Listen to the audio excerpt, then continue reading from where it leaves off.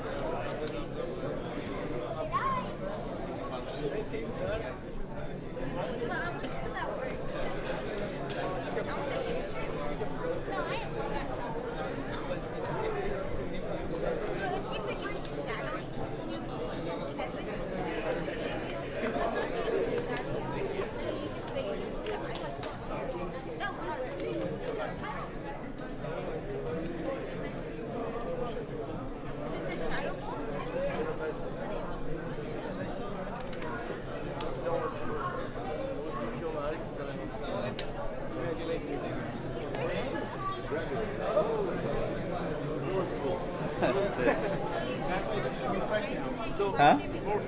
Yeah, it feels great. Well, I still have $6,000 to left to pay. So if you want to pay that, yeah. Yeah. अच्छा ये बताइए fundraising का क्या talk about writer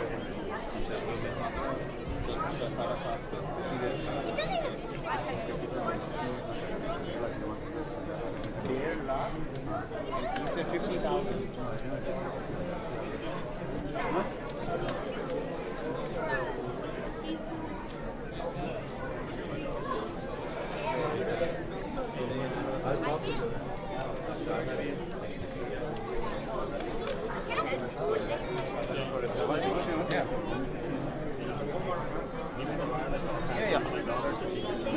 Or you know what? I'll just go over there and I'll ask her to come by. Guys, please sit down. We're not ready yet. Okay. So, एक मिनट यार तुम सब बताइए so let's do the shahada first. Yeah, Isha, we have to Isha, we do the fundraising. Let me back up and say something else or something and then we start with it. what's your name? Yes, are you using the thing? So yeah, I remember there was some like It's live was going on. yeah. We're praying. So let's make an announcement about that new shahada. What's the sister's name? Okay, let me see. Salam. How are you doing? How are you? Alhamdulillah.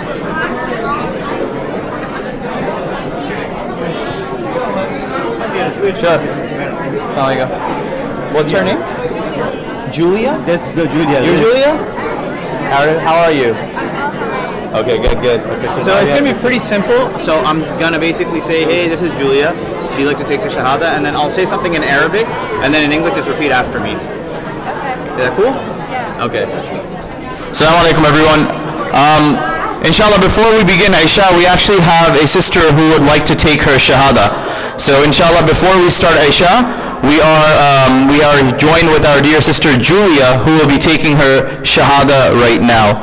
So as we all know this, the process is very simple. She'll repeat after me in Arabic, and then we'll translate the Shahada, and that will be the end of it. So all you have to do is repeat after me. Ashhadu Allah ilaha illallah wa ashhadu anna Muhammadan abduhu wa rasuluh. Yeah. I bear witness I bear witness that there is none worthy of worship except Allah, and I bear witness that Muhammad is his last and final messenger. is his last and final messenger. Takbir. Takbir. Takbir. So this is your community. Inshallah, make her feel welcome. Make sure the food isn't very spicy when you feed her. Inshallah, take good care of her.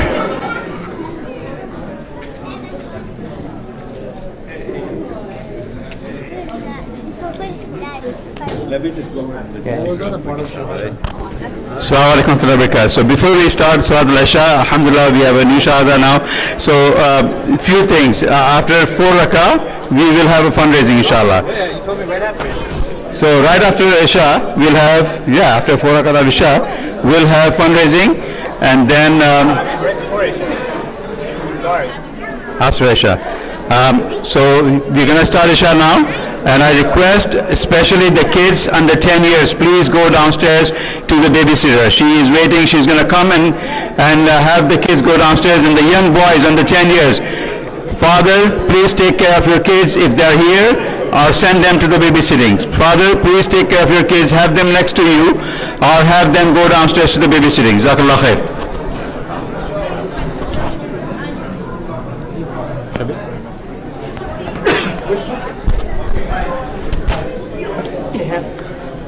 الله أكبر الله أكبر أشهد أن لا إله إلا الله أشهد أن محمدا رسول الله حي على الصلاة حي على الفلاح قد قامت الصلاة قد قامت الصلاة الله أكبر الله أكبر لا إله إلا الله.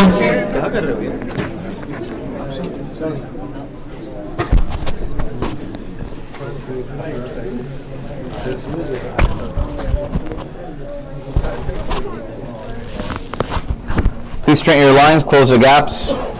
Please silence your phones. Please make sure the lines are filled at the end before you start a new line.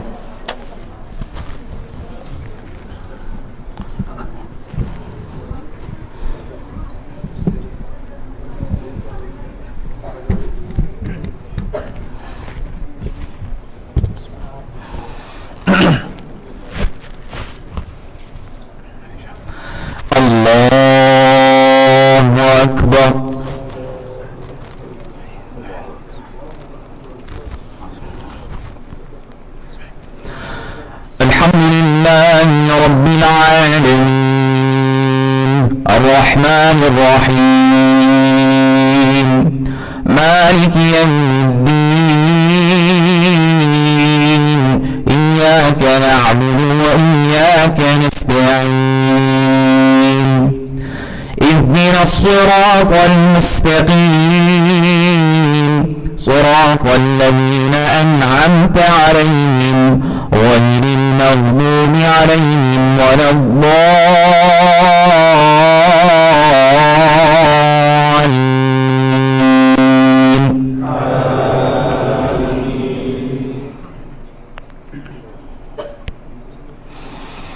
أم يقولون افتراه قل فأتوا بعشر سور مثله مفتريات وادعوا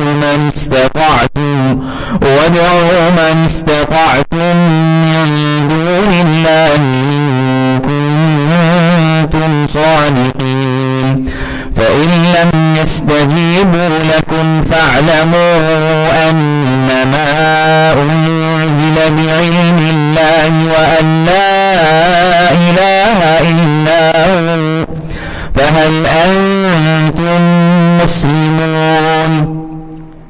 من كان يريد الحياة الدنيا وزينتها نوفر إليهم أعمالهم فيها وهم فيها لا يبخسون. أولئك الذين ليس لهم في الآخرة إلا النار وحبط ما صنعوا فيها وباطل ما كانوا يعملون. أفمن كان على بينة من ربه ويتلوه شاهد منه ومن قبله كتاب موسى إماما ورحمة أولئك لم يؤمنون به ومن يكفر به من الأحزاب فالنار موعده فلا تك في مرية إنه الحق من ربك ولكن أكثر الناس لا يؤمنون.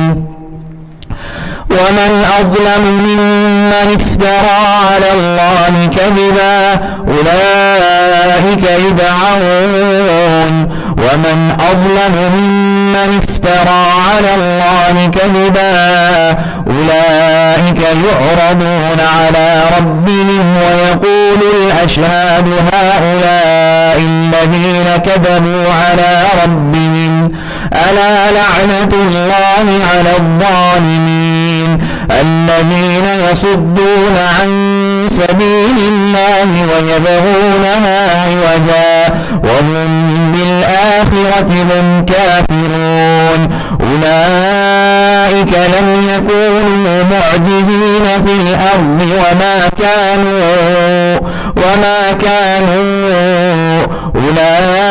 أولئك لم يكونوا معجزين في الأرض وما كانوا أولياءه إن أولياؤه إلا المتقون أولئك لم يكونوا معجزين في الأرض وما كانوا من دون الله من أولياء يضاعف لهم العذاب ما كانوا يستطيعون السمع وما كانوا يبصرون أولئك الذين خسروا أنفسهم وضل عنهم ما كانوا يفترون لا جرم أنهم في الآخرة هم الأخسرون إن الذين آمنوا وعملوا الصالحات وأخبتوا إلى ربهم أولئك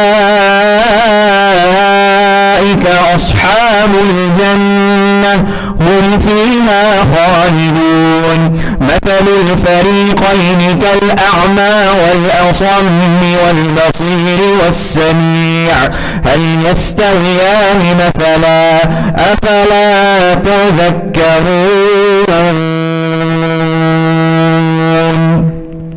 الله أكبر.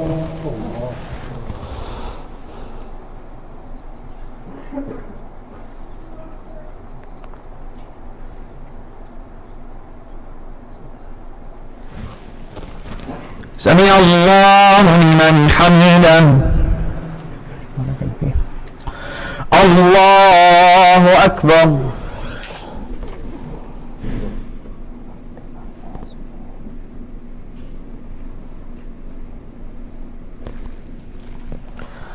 الله أكبر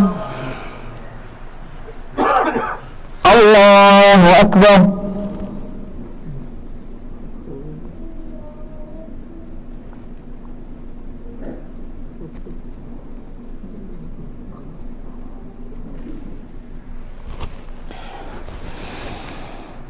الله أكبر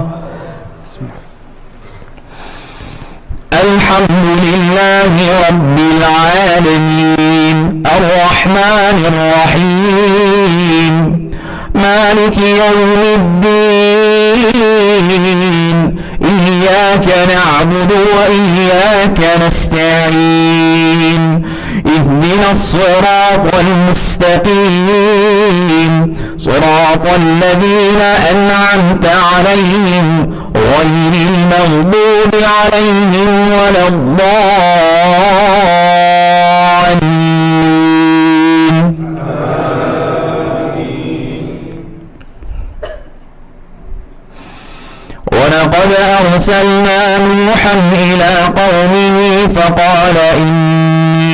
ولقد أرسلنا نوحا إلى قومه فقال يا قوم إنني بريء مما تشركون فقال الملأ الذين كفروا من قومه ما نراك إلا بشرا مثلنا وما نراك اتبعك إلا الذين هم أرادلنا بادي الرأي وما نرى لكم علينا من فضل بل نظنكم كاذبين قال يا قوم أرأيتم إن كنت على بينة من ربي وآتاني رحمة من عنده فعميت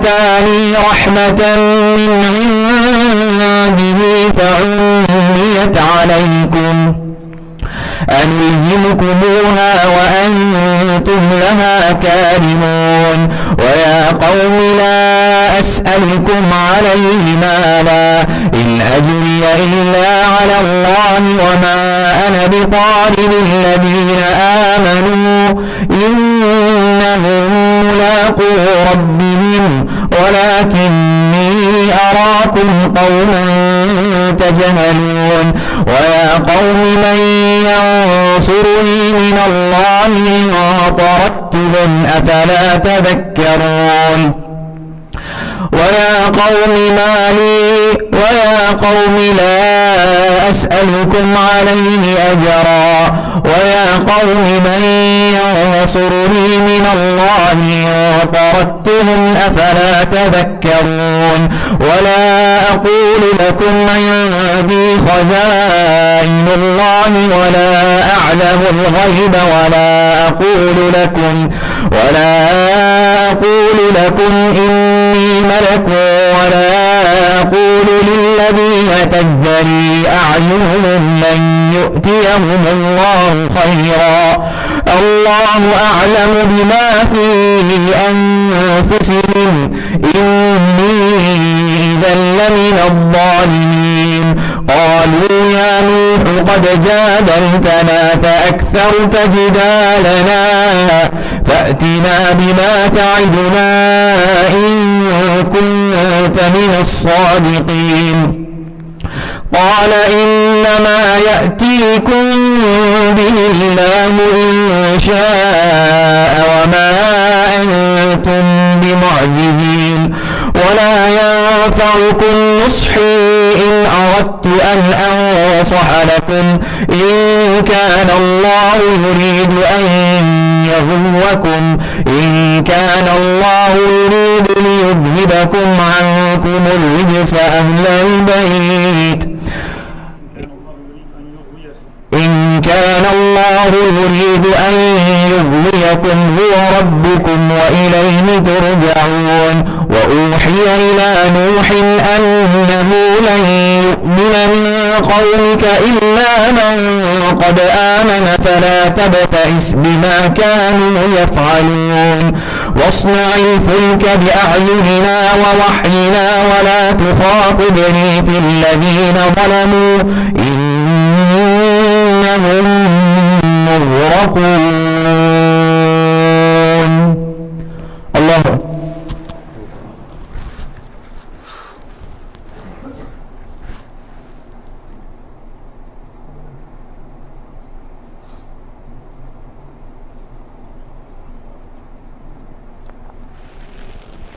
سمع الله لمن حمده الله أكبر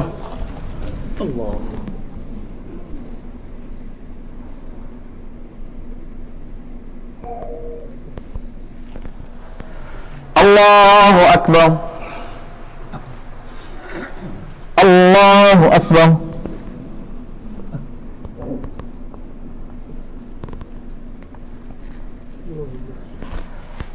الله أكبر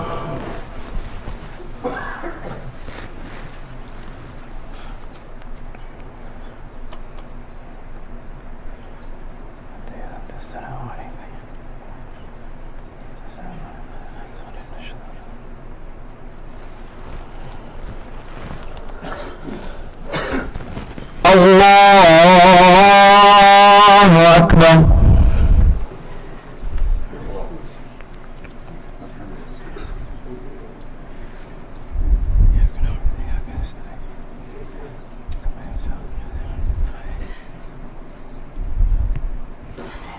الله أكبر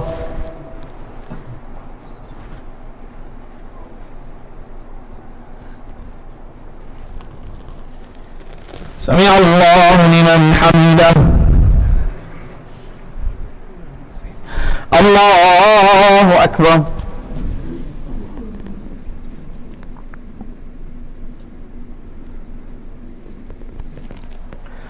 الله أكبر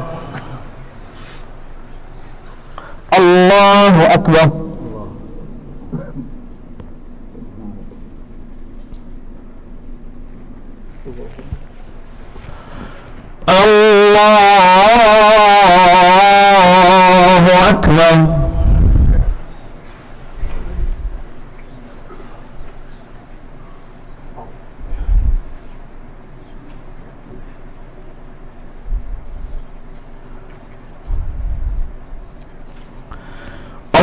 الله أكبر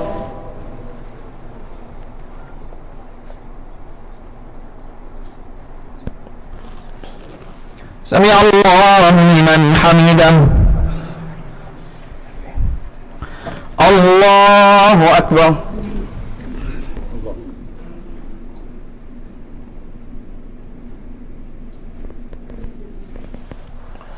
الله أكبر الله أكبر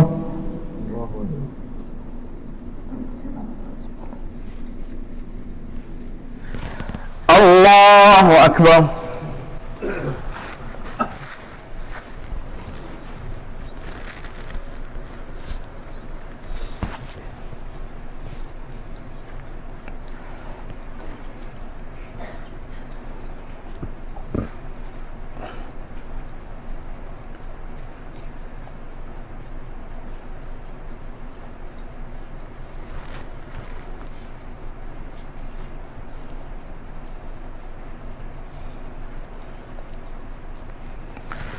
السلام عليكم ورحمة الله السلام عليكم ورحمة الله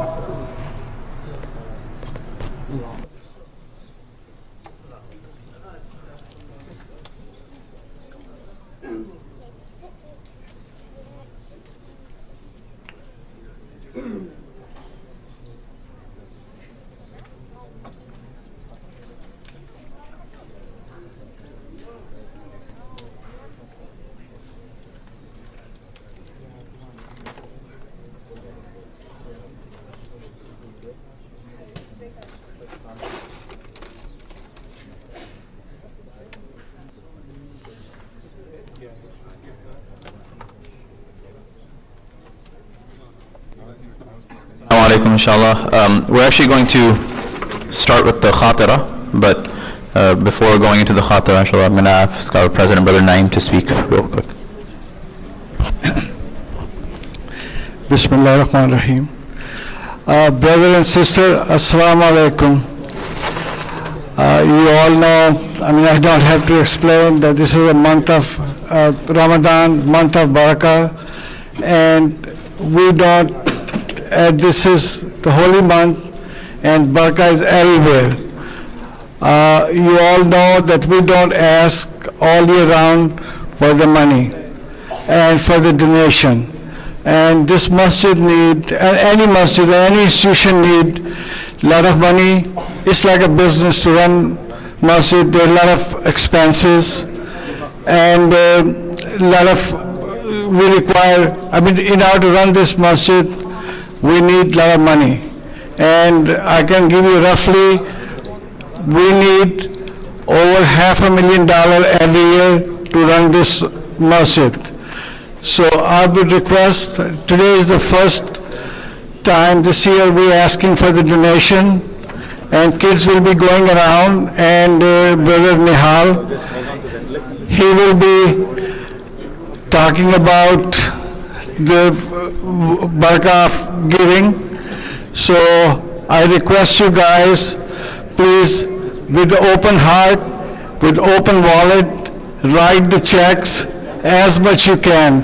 This is something, this kind of sadaqah jariyah, and you can give sadaqah, you can give zakat money, and money for the general fund and the donation.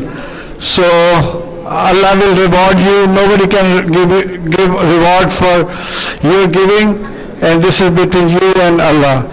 Jazakallah khair. Thank you, brother and sister. Yeah, I'll get it.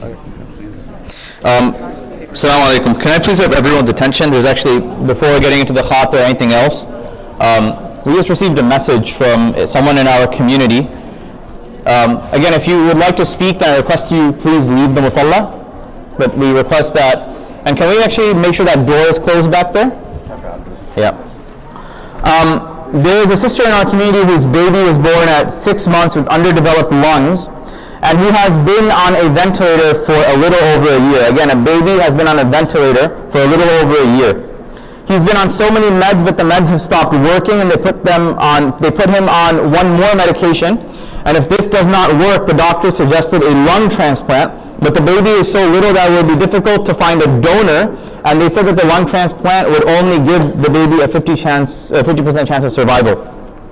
At this point, they are simply asking for dua from the community. So we pray that Allah subhanahu wa ta'ala gives shifa to this child. We pray that Allah, and again, I'm asking everyone to please make dua. We pray that Allah subhanahu wa ta'ala gives shifa to this child. We pray to Allah subhanahu wa ta'ala by His great names, Ash-Shafi al-Amrad, that He remove this illness from this child. We pray that Allah subhanahu wa ta'ala gives solace to their family, and we pray that Allah subhanahu wa ta'ala uses this time period for them as a means of their forgiveness, and at the same time gives this baby a full sense of healing. Jazakallah khair. Again, once again, I know it is Friday night, but if you would like to speak, I cannot project my voice very far. So please, if you would like to speak, I request that you exit the musalla and please speak outside. Today we started reciting Surah Hud. And it's very important to understand what the subject matter in Surah Hud is. In Surah Hud, Allah subhanahu wa ta'ala tells the stories of the prophets, right? He tells the stories of the prophets. And within the stories of the prophets, what Allah subhanahu wa ta'ala is teaching us is how the prophets dealt with adversity, how the prophets dealt with difficulty. If I were to ask everyone in this room a question, again, brothers and sisters, I cannot project my voice that far. If you are going to speak, I request you go outside of the musalla. Brothers and sisters, if you are going to speak, I request you go outside of the musalla. Brothers and sisters, if you are going to speak, I request you go outside of the musalla. Jazakallah khair. And please keep the doors closed. So within Surah Hud, one thing that Allah subhanahu wa ta'ala reiterates to us over and over again is the idea of tribulation and how people deal with tribulation. Again, if I were to ask everyone in this room, have you been in a state in your life where you were not tried? Have you been in a state in your life where you were not in a difficult position? And the answer to that is that not a single person will deny a time in their life in which they did not face adversity, right? Everyone has been through adversity one way or another. And you have to understand the hikmah of the Messenger of Allah sallallahu alayhi wa sallam receiving Surah Hud. Because Surah Hud, what the Messenger of Allah sallallahu alayhi wa sallam said about it was as something very specific. He, out of the 114 chapters in the Quran, he said about Surah Hud the following. He said, قال رسول الله صلى الله عليه وسلم شيبتني هود. For those young men and women in this room who are starting to gray, that's what ended up happening. Why do you have grays? Whether it is stress, maybe it's age, maybe it's time, whatever the case may be, those gray hairs begin to come in. But the Messenger of Allah sallallahu alaihi wasallam, what do we know about his Mubarak body? We know in certain riwayat that between his beard and between his hair, it's reported that he only had somewhere between 13 to 17 strands of hair. Right? So much so that one time the Messenger of Allah sallallahu alaihi wasallam went out in battle, and someone actually said to him, this young man who comes to us in battle, you know how old he was at that time? He was 60 years old. And there was someone in the 70s or 80s referring to in the hadith, referring to the Messenger of Allah sallallahu alaihi wasallam as a young man. Shayyabatni Hud. When we read about these prophets, specifically when we read about Hud alayhi salam, when we read about Nuh alayhi salam, we recited the story of Nuh. In Nuh alayhi salam's story, you know, sometimes when we see people in the community who are quote-unquote religious or who are active, and we see that their kids aren't doing the best, we end up being very hard on them, right? It's like, how? He can't even handle his own family. Well, what would you say about the Prophet Nuh alayhi salam? Nuh alayhi salam's own son decided to disbelieve. Nuh alayhi salam's son was destroyed when the flood came. Nuh alayhi salam begged Allah subhanahu wa ta'ala to put his son on the right path. Yet Allah subhanahu wa ta'ala said, no, he made his choice. Then when we see the story of Salih alayhi salam, Salih alayhi salam was sworn off by his people. And he was asked to do, and they asked him to do ridiculous things. When we see the story of Musa alayhi salam, Allah subhanahu wa ta'ala describes them as who? Yajhalun, they lack a sense of intellect. They lack a sense of ability to discern what is right and what is wrong. And the stories go on about the prophets. Why was the Messenger of Allah sallallahu alayhi wa sallam put in such a stressful state where one of the surahs of the Quran turned his hairs gray? What we remember in Surah Al-Anfal إِنَّمَا الْمُؤْمِنُونَ الَّذِينَ إِذَا ذُكِرَ اللَّهِ. The believers are those what are their traits? What's the trait of someone who has iman? إِذَا ذُكِرَ اللَّهِ وَجِلَتْ قُلُوبُهُم. Their hearts shiver. وَإِذَا تُلِيَتْ عَلَيْهِمْ آيَاتُهُ. And when the verses of God are recited upon them, زَادَتْهُ إِيمَانًا. The verses cause their faith to rise. Their verses bring them into a state of action. Their verses bring that person to realize and to be reminded that my worship has to translate into something beyond belief. My worship has to translate into action. And what we see with these prophets when they were tried, they did not succumb to the pressure. These prophets, some of them would be raised with thousands of people in their ummah on the Day of Judgment. Some of them will be raised with millions of people. Some of them will be raised with no people. When we look at the likes of Nuh alayhi salam, we're still reciting his story. He called and called and called for 950 years. أَلْفَ سَنَةٍ إِلَّا خَمْسِينَ عَامًا. Literally 1,000 years, man. He's doing this work. And very few to no people almost came to his message, his da'wah. This idea of patience was ingrained in them. This idea of understanding that there is something bigger than me. There is a cause bigger than what I dedicate my life to. And when we see that eventually as well with the other prophets, we see that those who gave from what God had given them was whom Allah had blessed. لَإِن شَكَرْتُمْ لَأَزِيدَنَّكُمْ. If you are grateful, I will increase you. وَلَإِن كَفَرْتُمْ. But if you are ungrateful, إِنَّ عَذَابِي لَشَدِيدٌ. Then my punishment is very tough. You ever seen the life of a miser? Right? Someone who's been endowed with an ability, who has been endowed with money, who's been endowed with life, and they don't appreciate them. Something small, right? For example, someone who in their life they may not have children, or someone who has children, someone who has money, someone who doesn't have money, someone who has a spouse, someone who doesn't have a spouse, someone who has a stable job, someone who doesn't have a stable job. The other person may not be able to appreciate the blessing in front of them, while person number two is looking at that person and thinking, if only I had that, I would cherish it. Because we do not realize the blessings that we have been endowed with in our lives. We do not understand, nor do we take seriously what Allah subhanahu wa ta'ala has given us. Because we are constantly living in a state of tama, of desire, of hope, want for more. Right? Want for more.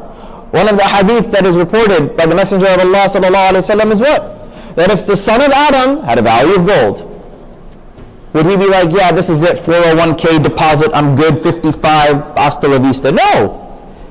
The Messenger of Allah said, he'd want another value of gold. He want another one.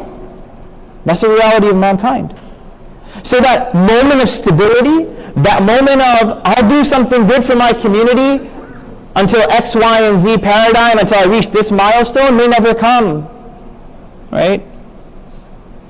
إِنَّ الَّذِينَ كَفَرُوا وَمَاتُوا وَهُمْ كُفَّارٌ. Those people who die in a state of disbelief, لَنْ يُقْبَلَ مِنْ أَحَدِهِمْ مِلْءُ الْأَرْضِ ذَهَبًا. If they were to literally give as a deposit to God an amount of gold that filled the earth, that would fill the earth. That's literally the verbiage that the Quran uses. Right? لَنْ يُقْبَلَ مِنْهُمْ مِلْءُ الْأَرْضِ. An earth's full of gold. لَنْ يُقْبَلَ مِنْهُ. It would not be accepted from them. And we see that as well with the three of the prophets who were discussed. Specifically the Prophet Musa alayhi salam. Who was his arch nemesis? Two people know. Who was Musa's arch nemesis? Fir'aun. Salman, you know Fir'aun, right? At least he's honest. Right? He knows. He's just messing. He's my friend. But Fir'aun, right? Then after that we had Ad, right? The people of Ad, who was their prophet? Hud, that's what we're speaking about, right? And then there was Salih alayhi salam, who was his arch nemesis. Who was his people? Thamud, right? You know what these three people were endowed with? Number one, Ad's people were endowed with money. They had so much money that they used to decorate their trees with jewels. Number two was Thamud. Thamud were your physically built individuals who had the ability to literally carve mountains, or rather carve houses from mountains. And number 3 was Fir'aun. What was Fir'aun's ability? Fir'aun had political and military strength. Now when you have good things in your life, is it bad to have something good? No, it's not. If Allah has blessed you with a good car, is it bad to have a good car? No. If Allah has blessed you with a nice home, is it bad to have a nice home? No. Right? If Allah has blessed you with something, what are you supposed to do? You're supposed to mention that blessing, right? وَأَمَّا بِنِعْمَةِ رَبِّكَ فَحَدِّثْ. Whatever God has endowed you with, whatever He has blessed you with, make mention of it. The Messenger of Allah ﷺ said what? That show the blessings of Allah subhanahu wa ta'ala on your body. Meaning what? That if someone has been given a comfortable lifestyle, they should not live in such a state in which they reduce themselves to nothing. Right? This is what you call blameworthy modesty. Umar radiallahu anhu said that there are certain people that live life with a sense of blameworthy modesty. Like if Allah has qualified you for something, to do it, you ought to go do it. If Allah has put you on a path to be able to achieve a certain milestone, go and do it. If Allah has given you an opportunity, take advantage of it. And to not take advantage of it is what? Kufran al-ni'mah, is being ungrateful of what God has endowed you with. And you know what's interesting? The idea of ungratefulness, you know what they call it in Arabic? It's called kufr. Kufr. Ungratefulness in Arabic is called kufr. But specifically, speaking about aqidah and speaking about theology, kufr is what? Disbelief. And it's linked. Ungratefulness leads to disbelief. Shaitan, did shaitan disbelieve in Allah? Did he say, I don't know. I read this book by Richard Dawkins, and this atheist argument makes sense to me. God doesn't exist. No, shaitan believes in Allah, right? Shaitan has literally interacted with Allah. Right? Shaitan has known Allah for a long time. But shaitan did what? He was ungrateful. Shaitan said, Ana khayrun min. I'm better than Adam. I'm better than Adam. I don't need to be like this. What is this? Dirt? I'm fire. I'm better. So, kufran al-ni'mah, denying what Allah has blessed you with, is a path to lead to disbelief. It's important to understand that. But when Allah has endowed us, when Allah has taken care of us, then we ought to give back from what Allah subhanahu wa ta'ala has given us. It's only fair. It's only fair. Because at the end of the day, we are going to be asked about our deeds. In Surah Al-Duha, Allah says what? وَأَمَّا بِنِعْمَةِ رَبِّكَ فَحَدِّثْ. Mention what Allah has blessed you with. But in another verse, Allah says what? ثُمَّ لَتُسْأَلُنَّ يَوْمَئِذٍ عَنِ النَّعِيمِ. Indeed, without a doubt, for sure, you will be asked about every good thing that you have had the opportunity to enjoy, that you have had the opportunity to indulge in, you have had the opportunity to reminisce in. It will be brought to account. It will be brought to account. The books will be opened up. The accountant on that day will open up those books and go through every single transaction. And that's when things get tough. A lot of us just filed our taxes, right? God forbid you get audited. In the process of auditing, let me ask you this. Are you proven to have committed a crime? Like when the auditor is auditing you, have you committed a crime? Oh geez, you better know this. You have not committed a crime when you're being audited. But at the same time, are you freaked out about possibly being called to account for maybe not filing your taxes correctly? Yeah, everyone gets scared. But think about that on the Day of Judgment. When our deeds are being audited, our intentions are being audited. And the way we do that, the way we make up for everything, and it's going to be recited tonight as well. Allah says what? إِنَّ الْحَسَنَاتِ يُذْهِبْنَ السَّيِّئَاتِ ذَلِكَ ذِكْرَى لِلذَّاكِرِينَ. Good deeds wipe out bad deeds. The accountability will be forgiven if your good deeds end up taking over your bad deeds. The accountability will be forgiven if you are able to demonstrate a sense of humbleness. The accountability will be forgiven if you are able to put something in Allah subhanahu wa ta'ala's path to the extent that you believe that there is khair in what you are doing, to the extent that you know that you will be able to benefit someone or something greater than me and you. That's how we wish to live our lives. But we forget. إِنَّ الْإِنسَانَ خُلِقَ هَلُوعًا إِذَا مَسَّهُ الشَّرُّ جَزُوعًا وَإِذَا مَسَّهُ الْخَيْرُ مَنُوعًا. Good comes to us, we don't accept it. Bad comes to us, we indulge in it. And we're always so hasty. That's what Allah subhanahu wa ta'ala describes us. إِنَّ الْإِنسَانَ خُلِقَ هَلُوعًا. We're always in the state of hastiness, the state of uncertainty, the state of just wanting things, right? Gratification, instant gratification. But good things in life take time, right? Good things in life take time. Good communities take time. Good families take time. A good job takes time. A good education takes time, effort, patience, sabr. And that's the trait that we have to understand. So when it comes to understanding where we are, we have to understand things in a communal setting. We have to understand that our communities will not run except if we run it. Our communities will not function in their services if we do not service it. We will not be able to talk about the good and bad in ourselves until we individually begin to talk about the good and bad in ourselves. We cannot be sincere if we as individuals do not build sincerity. We cannot give people the benefit of the doubt if we cannot give the person next to us the benefit of the doubt. We cannot be giving the benefit of the doubt if we don't give someone else the benefit of the doubt. But at the end of the day, what Allah subhanahu wa ta'ala tells us is what? In Surah Al-Fajr, when He talks about those people who are endowed with good, they said what? They said that كَلَّا إِنَّ الْإِنسَانَ, or rather كَلَّا إِنَّ الْإِنسَانَ لَا يَطْغَى. In another surah, but in Surah Al-Fajr, Allah subhanahu wa ta'ala talks about people who He endowed. فَأَكْرَمَهُ وَنَعَّمَهُ فَيَقُولُ رَبِّي أَكْرَمَنِ. Because when we think about the good that we have in our lives, we're like, yeah, Allah hooked it up. Right? Allah got me the deal. Allah loves me. When good happens, right?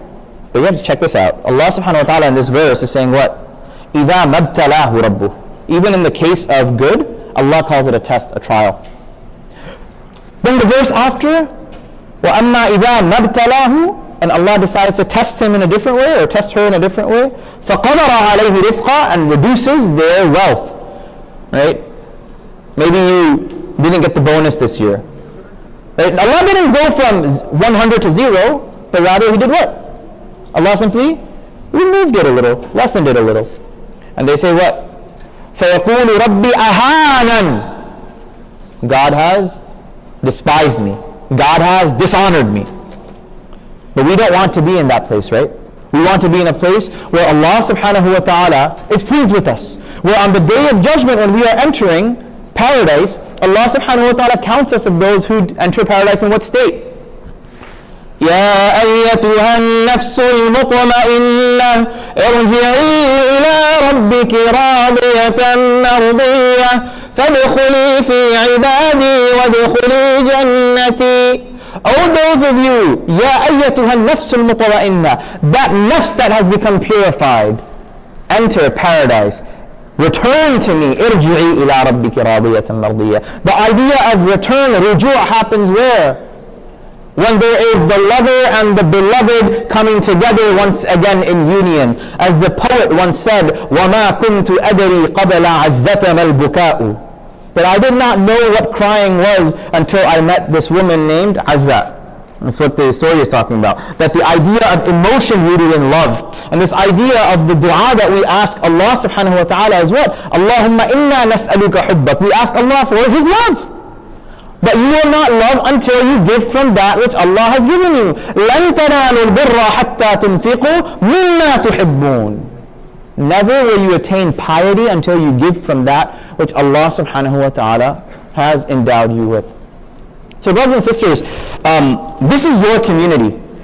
This is where we all come together to pray. This is where we all come together to worship. This is where we all come together to be a community. And often, when it comes to these things, when it comes to fundraising, people end up running the other way. But we need to understand that when we see the likes of Abu Bakr radiallahu anhu, Umar radiallahu anhu, Rasulullah sallallahu alaihi wasallam saying, Ya Abu Bakr, Ya Umar, what can you give in the path of Allah subhanahu wa ta'ala? And they're competing with each other. They're competing with each other to make sure that the rights of their community are fulfilled. Where should we be in that sense? So I want to bring this to attention. The yearly cost of running this community center is close to $300,000. Right? This masjid, our masjid here, the yearly cost is about $300,000. Tonight we want to raise $150,000 for your masjid. And it should not be that hard because we know how we spend our money. For some of us in this room, a $10,000 check is a no-brainer. For some of us in this room, we have no problem buying a car which we don't need and our other car is completely okay. For some of us in this room, spending that money on a world-class trip to some vacation which we utterly don't need is something that we can simply do. But if tonight, for example, if 15 people simply gave $10,000, that's it. We're done. Hasta la vista, go home. Or rather, pray Taraweeh, then go home. Right? But that's the question. Who is willing to spend in the path of Allah subhanahu wa ta'ala? Who is willing to? 15, okay, we want to go up, 15. Actually, 15 times 10, right? That's why I'm not a mathematician. So, nonetheless, when it comes down to giving in the path of Allah subhanahu wa ta'ala, we want to ask our brothers and sisters that who will be the one who will receive the khair from every single other person and their donation. I want to ask 2 people to commit $15,000 tonight. 2 people to commit $15,000 to your local community center, to the Islamic Center of Connecticut, to Medina Masjid. 2 people who will be able to give in such a way that very few people can give. And you don't have to give it openly. If you are able to give tonight, even secretly by just writing the check or just putting it in the envelope, then do it. But we're asking, who will be able to commit? And it's okay in these situations to even raise your hand because you will inshallah get the reward for every person that donates after you. I'm going to ask for 2 people, 1 person secretly, 1 person openly, to commit to $15,000 tonight. Who is that going to be? Man ذا الذي يقرض الله. We have 1, takbir. Takbir. Takbir. We pray that Allah subhanahu wa ta'ala bless your family. We pray that Allah subhanahu wa ta'ala elongate your life. We pray that Allah subhanahu wa ta'ala put barakah and khair in every single aspect of your life, of your career, of your dunya and of your akhirah. And we pray that the reward that you receive of every person that gives tonight is not doubled but tripled in the sight of Allah subhanahu wa ta'ala. Say Ameen. Ameen. Who will be the second person to give $15,000 tonight? Who will be that individual?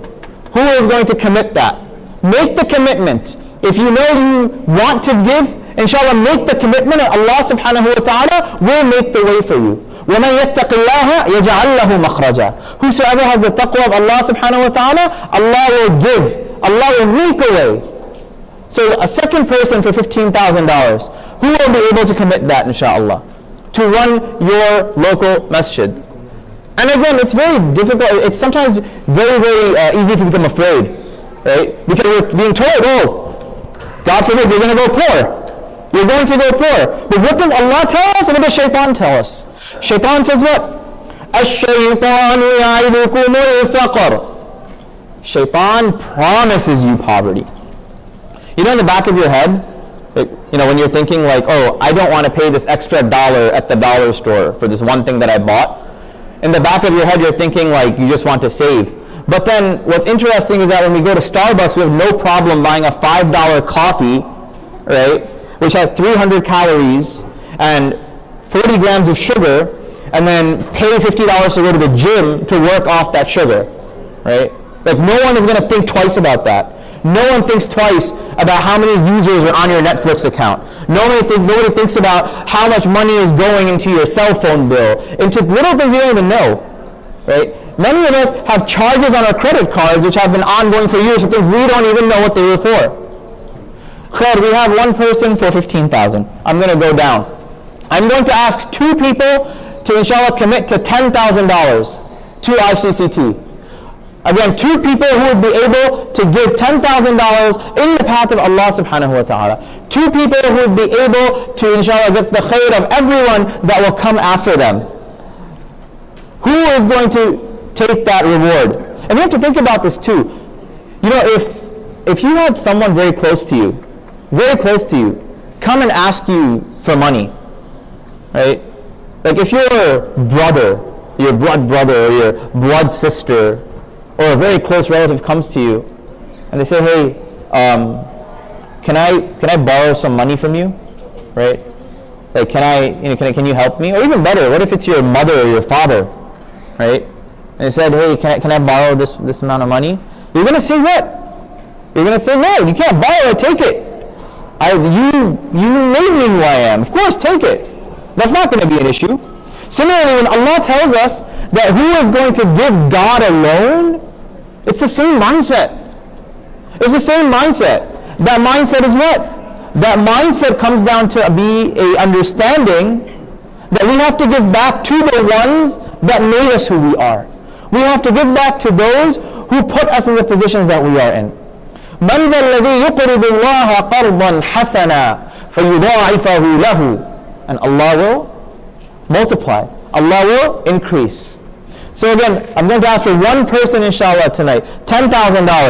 $10,000 that will go towards taking care of your masjid. $10,000 that you could spend elsewhere. But I promise you, Allah subhanahu wa ta'ala will give that money back. Allah subhanahu wa ta'ala will reimburse you in full. Allah subhanahu wa ta'ala will put barakah in that money.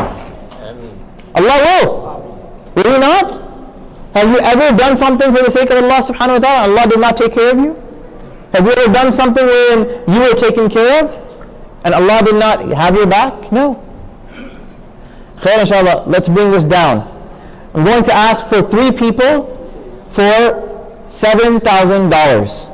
$7,000. Now, however you want to give that, you can give that.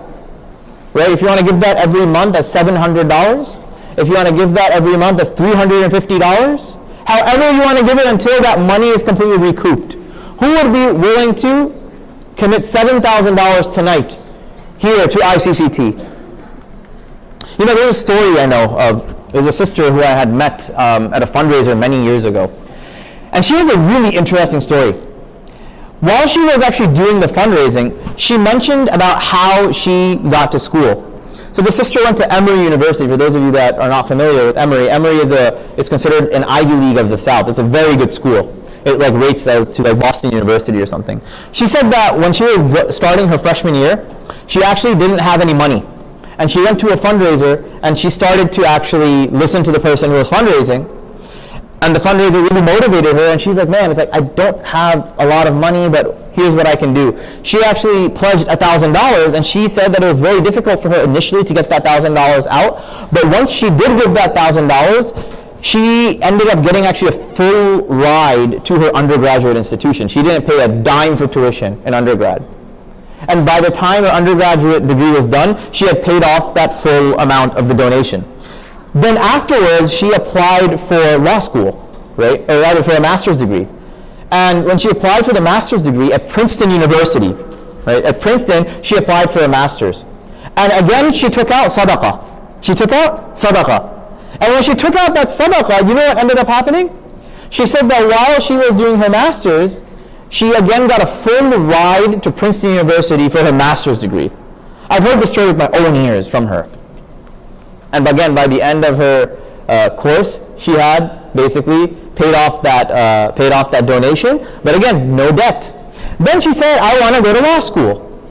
And after she got into law school and they were trying to figure out the tuition situation, she once again gave sadaqah. When it was difficult, not when it was easy, when it was difficult. And Allah subhanahu wa ta'ala led her to the University of Southern California, USC, which is one of the top law schools in the country. And lo and behold, she went to a top law school in this country on zero debt because she said that she gave sadaqah at that point. This is a true story. So, الَّذِينَ يُنْفِقُونَ فِي السَّرَّاءِ, in the good times, وَالضَّرَّاءِ, and in the bad times. So inshallah, I'm going to ask $5,000. 5,000. Takbir, we have one. Takbir. Takbir. I pray Allah subhanahu wa ta'ala elevate you. I pray Allah subhanahu wa ta'ala put barakah in your life. I pray Allah subhanahu wa ta'ala extend your life. I pray Allah subhanahu wa ta'ala gives you all the khair in this world and in the hereafter. Everyone say Ameen. Who else was going to match that? $5,000. However you want to give it. Whether that is $500 a month, however it comes down to pledge it. However, and students, you can do the same exact thing. You're like, oh man, that's my 4-month tuition. No, but every month we spend something somewhere on something we don't need. But imagine that is what is going to be the deed that gets you into paradise. Imagine that is the deed that Allah subhanahu wa ta'ala accepts. Imagine that is the deed that Allah subhanahu wa ta'ala sees the khair in. So again, $5,000, and brothers and sisters, don't be shy. Don't be shy. Be the reason someone else does a good. Be the reason someone else is able to discern and to become a better person. How much time do we have? Time? Just finish it quickly. Yeah. So now I'm going to inshallah bring it down, and inshallah everyone's hand should go up. Who would be willing to inshallah dedicate $1,000, however you want to give it, throughout this month of Ramadan? 1,000. With takbir, 1. Do we have anyone else? $1,000. Right here. 2. Anyone else want to match it? However you want to give it. Everyone, if you want to give it as $20 a month until the $1,000 is recouped, you want to give it as $100 a month, but who is going to match it? We have 2. Let's get 3. Allahu Akbar. Number 3. Okay, let's make it 4. 4 is not bad. 2 of them. 4. Okay. Allah, 5. 5 for the 5 pillars. 5th person, 5 for the 5 pillars. Can we get a 5th? We already have 5th. Takbir. Let's make it 6. 6 articles of faith. 6. Yes, 6. 6. Oh, okay. Another? Okay, 6. Okay, we got 6. All right, 7. Let's do 7. 7 is a good, nice, odd number. 7. 7, brothers and sisters. Don't scratch your beards, please. Right? Don't scratch your beards. 7. I want 7th, inshallah. We'll end off on the 7. Who is going to be the 7th person? You know, if you take a look at your bill, I was living in New Jersey one time, and my dad sends me the Easy Pass bill. And in 6 months, I spent $800 on the Easy Pass. Right? I'll never forget that. So you'd be surprised in 6 months how much money $1,000 can rack up to be. You'd be surprised. So inshallah, a 7th person. Who is going to be the 7th person to give this in the path of Allah subhanahu wa ta'ala? Let's take a different approach. Quick question for the brothers and for the sisters. How many of you love your mother? Raise your hand. How many of you love your mother? Raise your hand. If there is someone whose hand is down, I need to talk to you after Salah. How many of you love your mother? Raise your hand. Good. How many of you, your mother has passed from this world? Raise your hand. Your mother is no longer alive. I want to ask you, inshallah, as a last effort, who would be willing tonight for, in the name of their mother, for the reward to be, inshallah, go to their mother, to give $1,000, inshallah, in the name of their mother? Number 1. Who else, inshallah, would like to give? Who else would, inshallah, give for the name of their mother?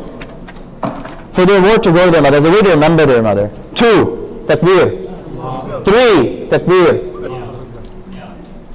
4. Takbir. Let's inshallah. 1 more person, inshallah. 1 more. It's almost Taraweeh time. Who wants to be the person who's going to be everyone's beloved and end the fundraiser? 1 more person for their mother, inshallah. 1 more person for their mother. If not your mother, maybe your father. Right? But inshallah your mother. Right? For your mother. And number 5, takbir. I pray Allah subhanahu wa ta'ala bless all of you. I pray Allah subhanahu wa ta'ala for those that gave, that your life is blessed, that Allah subhanahu wa ta'ala takes care of you in this world and in the hereafter. And for those of you that wanted to give and were not able to give, know that your reward is the same as those that gave because of your mere want. Know that Allah subhanahu wa ta'ala will take care of those people who are sincere. Know that Allah will take care of you, inshallah, now and later, simply by the fact that you wanted to do good. And I pray Allah subhanahu wa ta'ala unites our hearts. Inshallah, let's pray. Allahumma alif bayna qulubina wa aslih dhata baynina. Allahumma taqabbal minna innaka anta as-sami'ul alim wa tub alayna innaka anta at-tawwabur rahim. Jazakallah khair for supporting your community. Jazakallah khair for being here for your community. Inshallah, we will go ahead and line up and Yeah, and inshallah, we'll line up inshallah for the prayer. Also, if you would like to just give cash or whatever amount you want, just inshallah look for the volunteers and you can inshallah donate. But please do not leave tonight without giving something. Again, please do not give tonight without giving a little bit at least. Hold on one second. Let everybody sit for a second. Actually, can everyone sit down? There's an announcement. So we have a little surprise, so can you guys please just sit down a little bit? Just a second.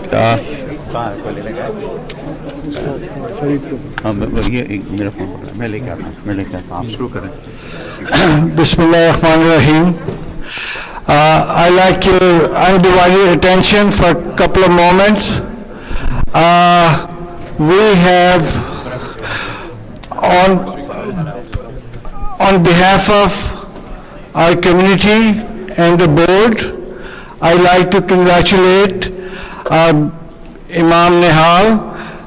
He has a master's degree. He graduated today. So you should all be congratulating him. And we do a little. So he's just not alim, but he's really a master of education now. So congratulations, Imam Nihal. Thank you so much. Congratulations. Thank you. Oh, what is this? Yes, he graduated today. SubhanAllah. I never got a cake this big ever. Well, you got it now. Wow. You can take your picture, yeah.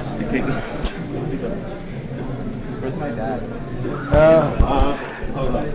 We just like Imam Nihal's dad to come forward.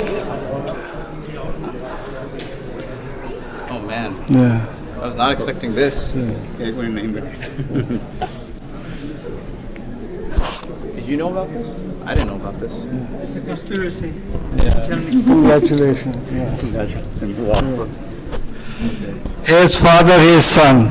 So go ahead and cut the cake. Candle? We need 16 candles. Anybody have 16 candles? Okay. Allahu Akbar. Allahu Akbar. If you didn't donate, no cake.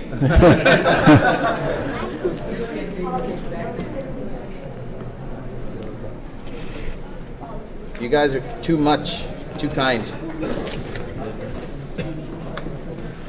Just takbir it. Allahu Akbar. Okay. Okay, so now just Yeah. your slice. So. So,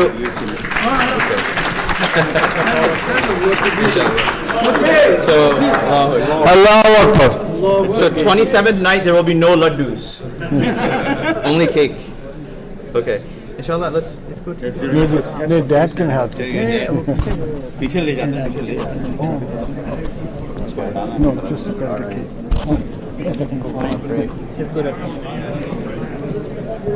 Whatever he does, he's good at.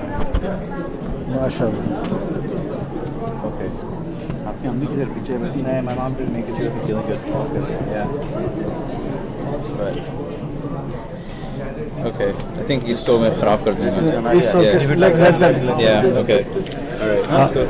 पथर ले जाए. After, Take one bite first. Can we take one bite? Yes, Okay. yourself. I'll just take some of this. we'll be giving it after the Taraweeh. After Taraweeh.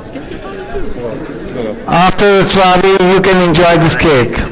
Amin is serving outside. Okay, Amin will be serving outside. Okay, so I need help to take this table.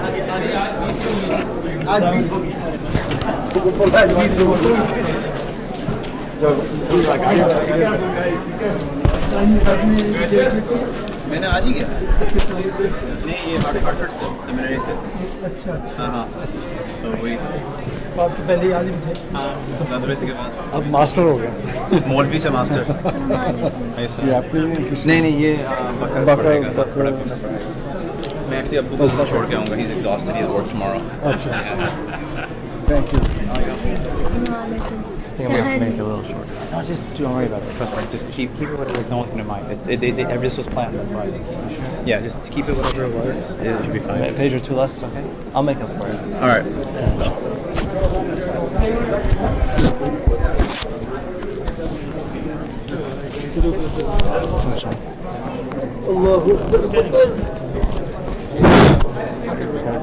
Huh?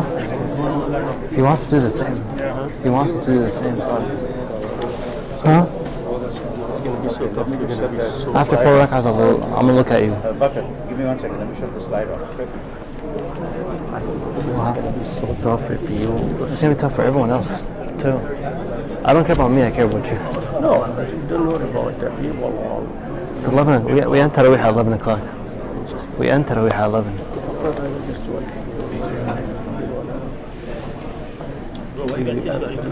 The only thing I want, I'm just concerned about you. No, I'm good. If you can, are you done with doing the whole thing? Huh? Doing the whole thing? Yeah, he left. Yeah.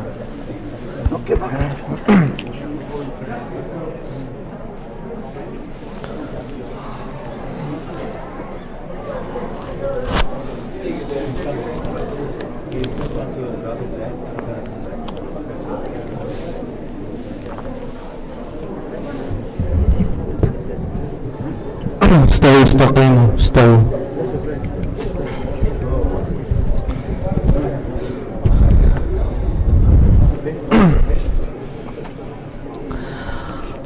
الله أكبر.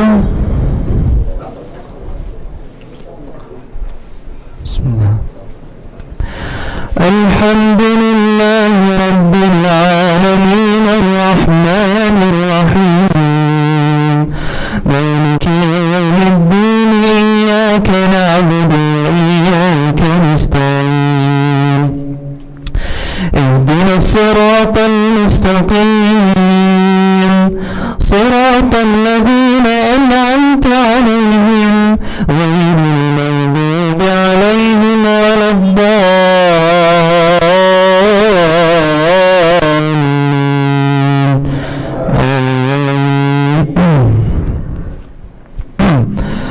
ويصنع الفلك وكلما مر عليه ملأ من قومه سخرين قال إن تسخروا منا فإنا نسخر منكم كما تسخرون فسوف تعلمون من يأتيه عذاب يخزيه ويحل عليه عذاب مقيم حتى إذا جاء أمرنا وفارت النور قل نحمل فيها من كل زوجين اثنين وأهلك إلا من سبق عليه القول وما آمن معه إلا قليل وقال اركبوا فيها بسم الله مجريها ومرساها إن ربي لغفور رحيم وهي تجري بهم في موج كالجبال ونادى نوح ابنه وكان في معزل يا بني اركب معنا ولا تكن مع الكافرين قال سآوي إلى جبل يعصمني من الماء قال لا عاصم اليوم من أمر الله إلا من رحم وحال بينهما الموج فكان من المغرقين وقيل يا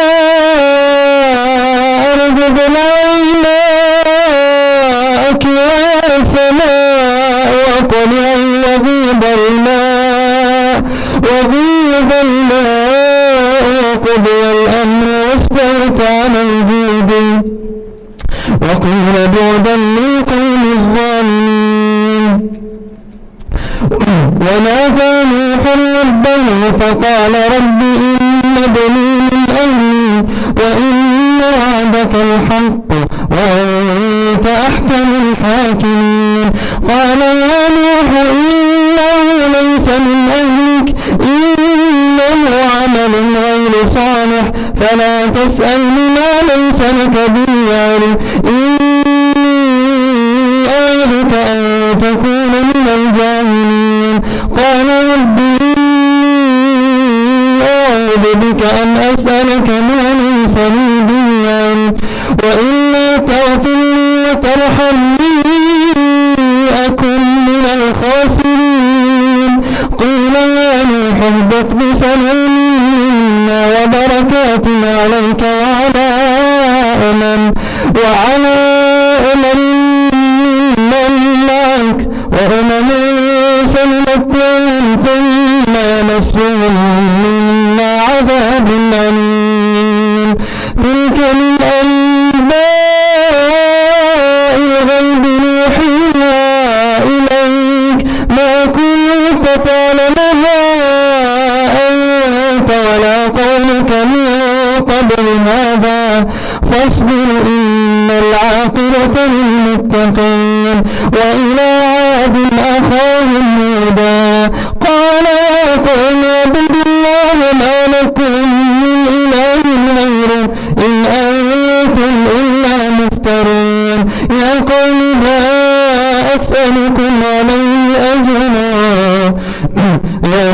لا أسألكم عليه أجرا إن أجري إلا على الذي فطرني أفلا تعقلون ويا قوم استغفروا ربكم ثم توبوا إليه يرسل السماء عليكم مدرارا ويزدكم قوة إلى قوتكم ولا تتولوا مجرمين قالوا يا هود ما جئتنا ببينة وما نحن بتاركي آلهتنا عن قولك وما نحن لك بمؤمنين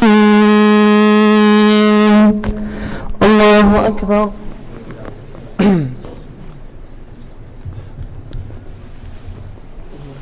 سمع الله لمن حمده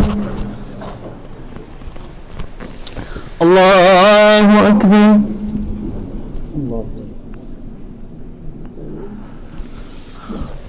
الله أكبر الله أكبر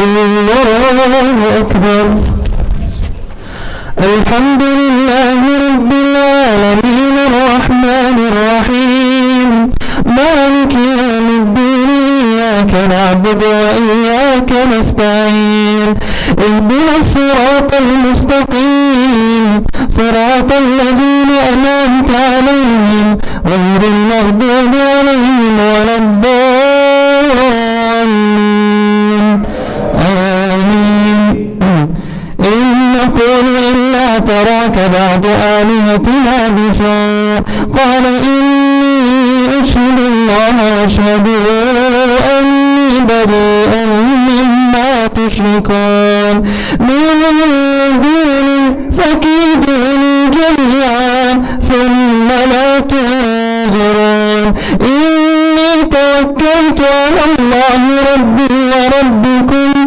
ما من دابة إلا هو آخذ بناصيتها إن ربي على صراط مستقيم فإن تولوا فقد أبلغتكم ما أرسلت به إليكم ويستخلف ربي قوما غيركم ولا تضرونه شيئا إن ربي على كل شيء حفيظ ولما جاء أمرنا نجينا هودا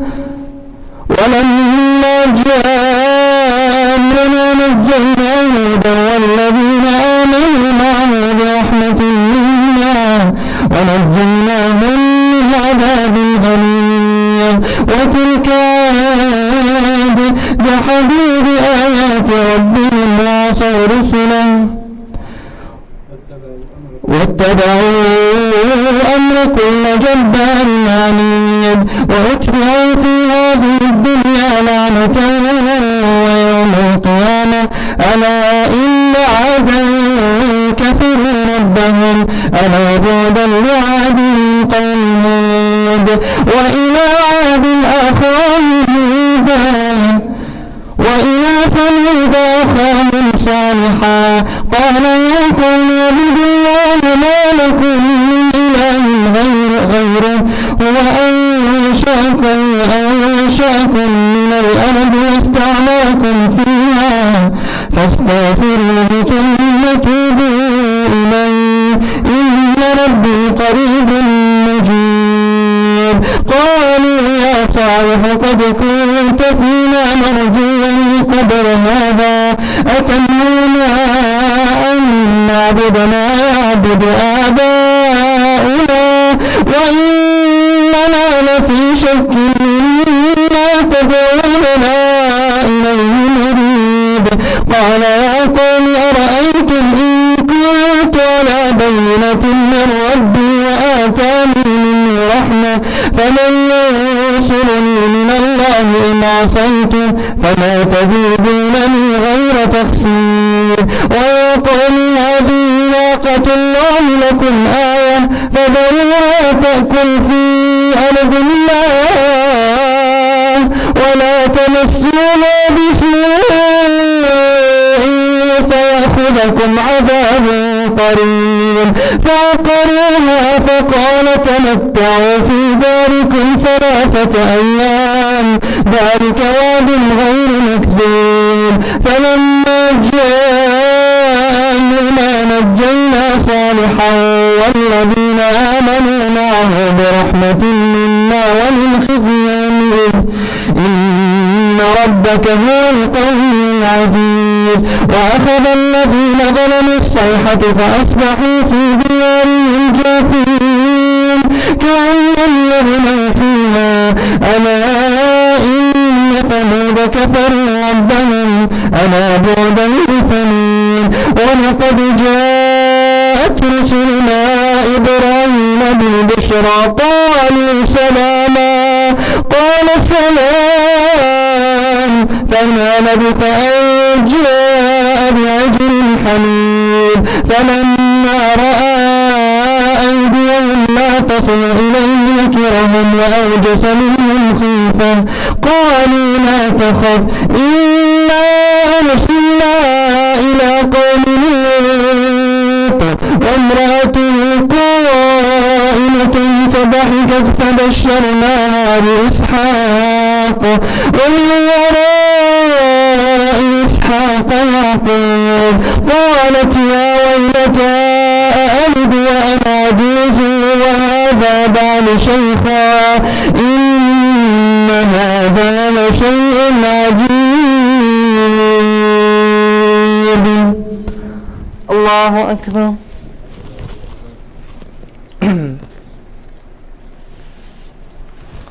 سمع الله لمن حمده الله أكبر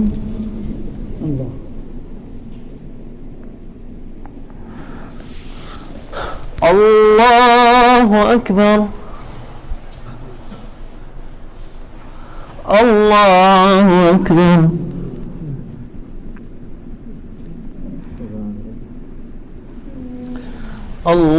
الله أكبر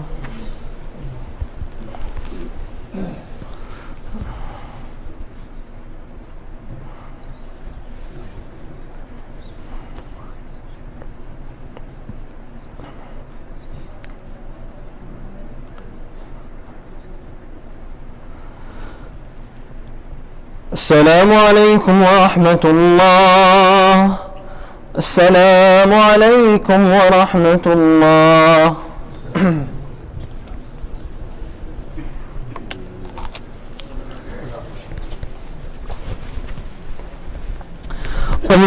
الله أكبر الحمد لله رب العالمين الرحمن الرحيم مالك يوم الدين إياك نعبد وإياك نستعين اهدنا الصراط المستقيم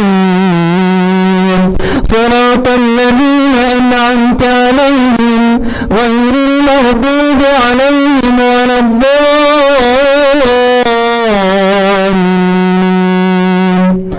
آمين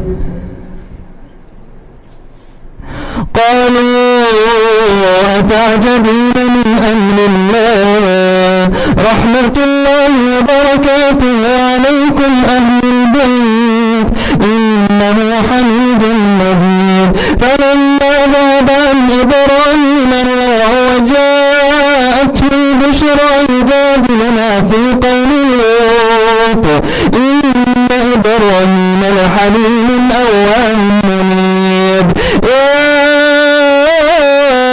إبراهيم أعرض عن هذا إنه قد جاء أمر ربك وإنهم آتهم عذاب غير مرصود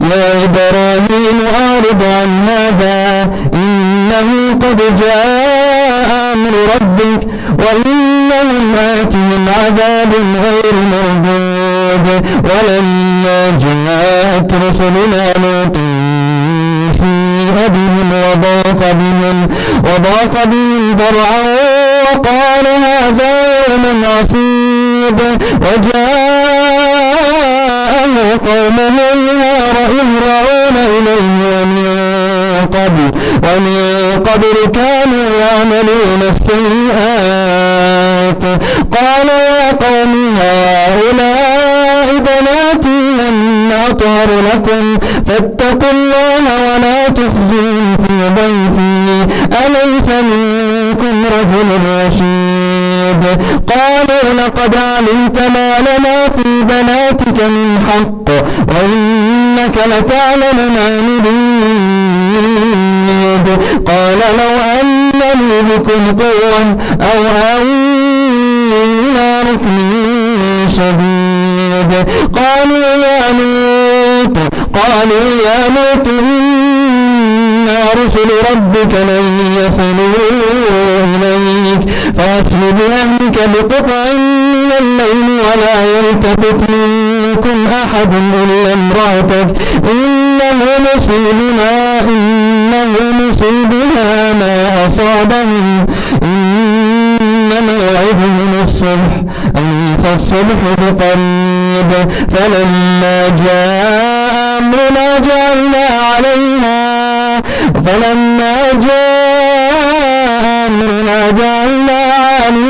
سافلا وأمطرنا عليهم حجارة من سجيل منضود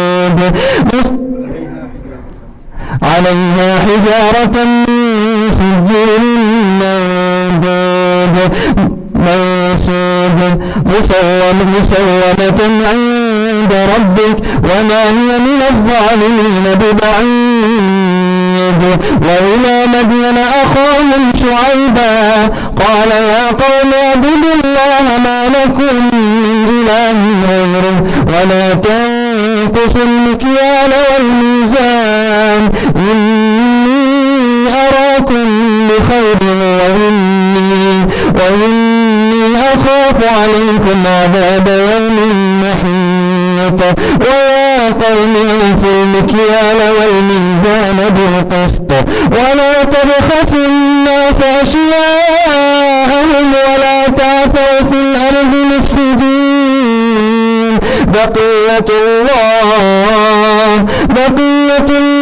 خير لكم إن كنتم مؤمنين وما أنا عليكم بحفيظ قالوا يا شعيب وصلاتك تأمرك أن نترك ما يعبد آباؤنا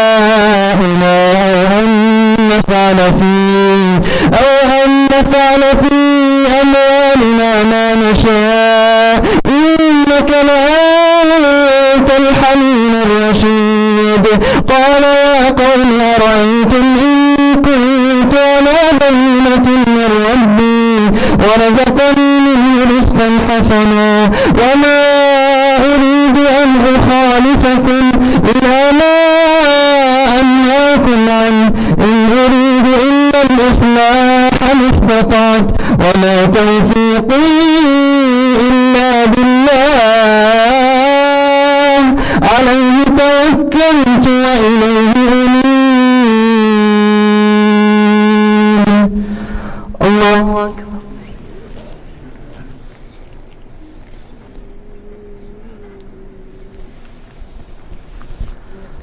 الله لمن حمده. الله أكبر.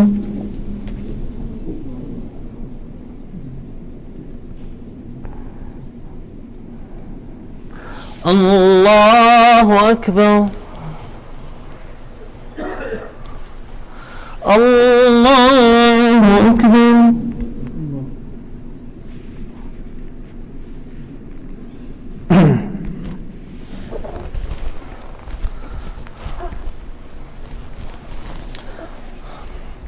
الله أكبر.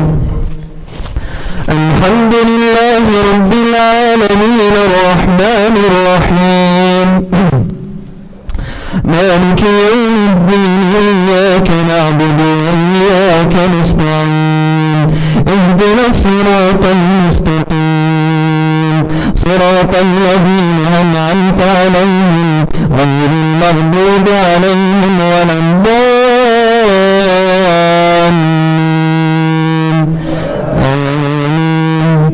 ويا قوم لا يجرمنكم شقاقي أن يصيبكم مثل ما أصاب قوم نوح أو قوم هود أو قوم صالح وما قوم لوط منكم ببعيد واستغفروا ربكم ثم توبوا إليه إن ربي رحيم ودود. قالوا يا شعيب ما نفقه كثيرا مما تقول وإنا لنراك فينا ضعيفا ولولا ربك لرجمناك وما أنت علينا بعزيز. قال يا قوم أرهطي أعز عليكم من الله واتخذتموه وراءكم ظهريا إن ربي بما تعملون محيط. ويا قوم اعملوا على مكانتكم إني عامل سوف تعلمون من يأتيه عذاب يخزيه ومن هو كاذب وارتقبوا إني معكم رقيب. ولما جاء أمرنا نجينا شعيبا والذين آمنوا معه برحمة منا وأخذت الذين ظلموا الصيحة فأصبحوا في ديارهم جاثمين كأن لم يغنوا فيها ألا بعدا لمدين كما بعدت ثمود. ولقد أرسلنا موسى بآياتنا وسلطان مبين إلى فرعون وملئه فاتبعوا أمر فرعون وما أمر فرعون برشيد. يقدم قومه يوم القيامة فأوردهم النار وبئس الورد المورود. واتبعوا في هذه لعنة يوم القيامة بئس الرفد المرفود. ذلك من أنباء القرى نقصه عليك منها قائم وحصيد. وما ظلمناهم ولكن ظلموا أنفسهم فما أغنت عنهم آلهتهم التي يدعون من دون الله من شيء لما جاء أمر ربك وما زادوهم غير تتبير. وكذلك أخذ ربك إذا أخذ القرى وهي ظالمة إن أخذه أليم شديد. إن في ذلك لآية لمن خاف عذاب الآخرة ذلك يوم مجموع له الناس وذلك يوم مشهود وما نؤخره إلا لأجل معدود. يوم يأتي لا تكلم نفس إلا بإذنه فمنهم شقي وسعيد فأما الذين شقوا ففي النار لهم فيها زفير وشهيق خالدين فيها ما دامت السماوات والأرض إلا ما شاء ربك إن ربك فعال لما يريد وأما الذين سعدوا ففي الجنة خالدين فيها ما دامت السماوات والأرض إلا ما شاء ربك عطاء غير مجدود فلا تك في مرية مما يعبد هؤلاء ما يعبدون إلا كما يعبد آباؤهم من قبل وإنا لنوفيهم نصيبهم غير منقوص الله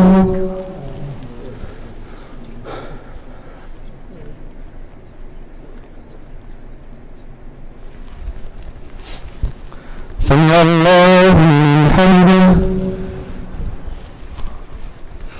الله أكبر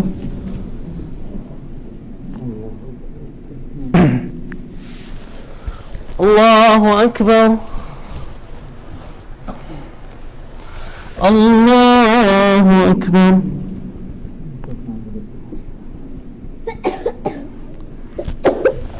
الله أكبر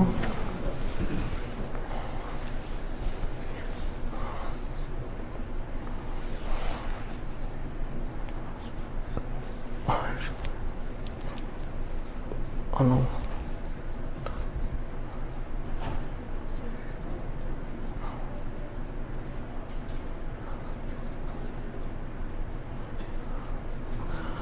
السلام عليكم ورحمة الله السلام عليكم ورحمة الله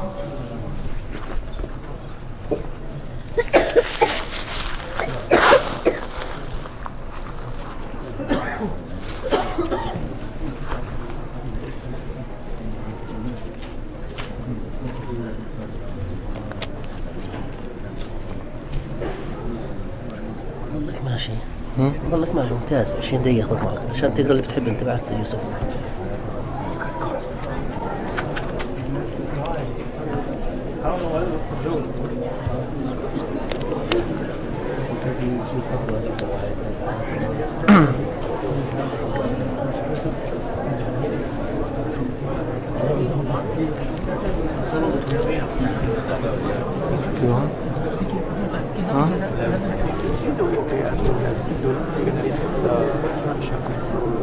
Should I? I'll do Shafa regularly.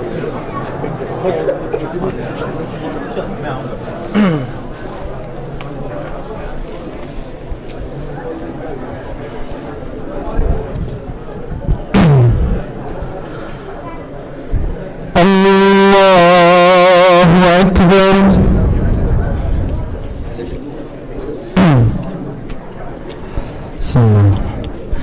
الحمد لله رب العالمين الرحمن الرحيم مالك يوم الدين إياك نعبد وإياك نستعين اهدنا الصراط المستقيم صراط الذين أنعمت عليهم غير المغضوب عليهم ولا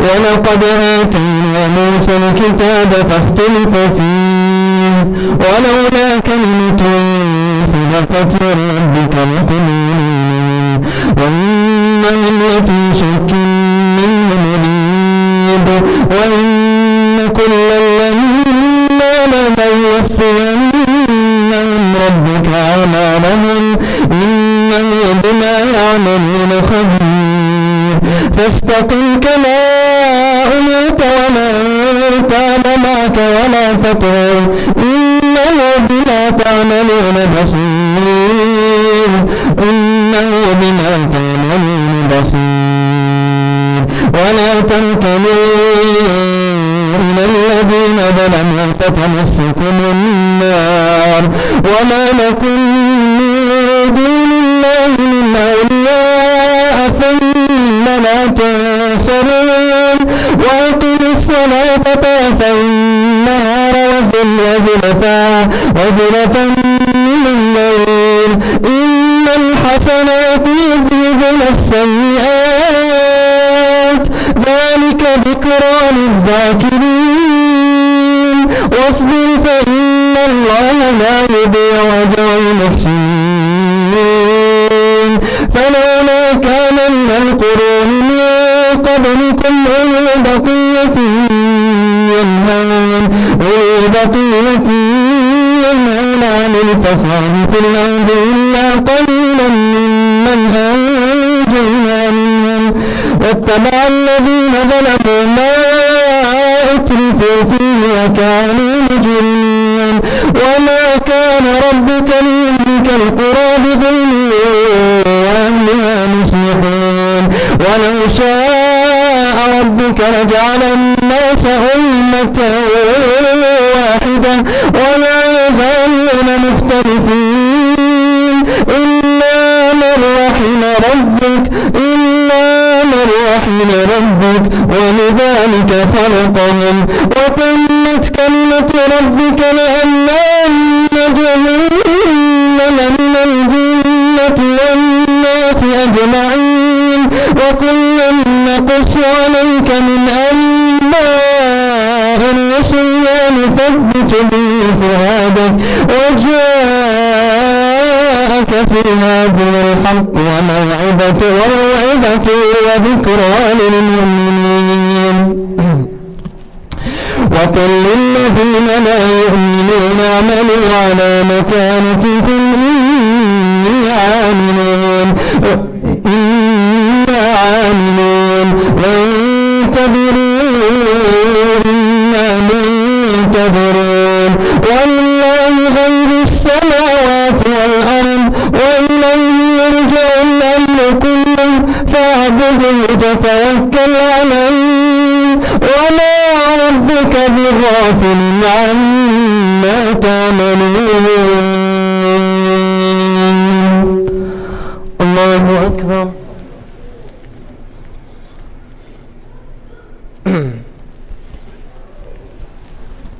سمع الله لمن حمده الله أكبر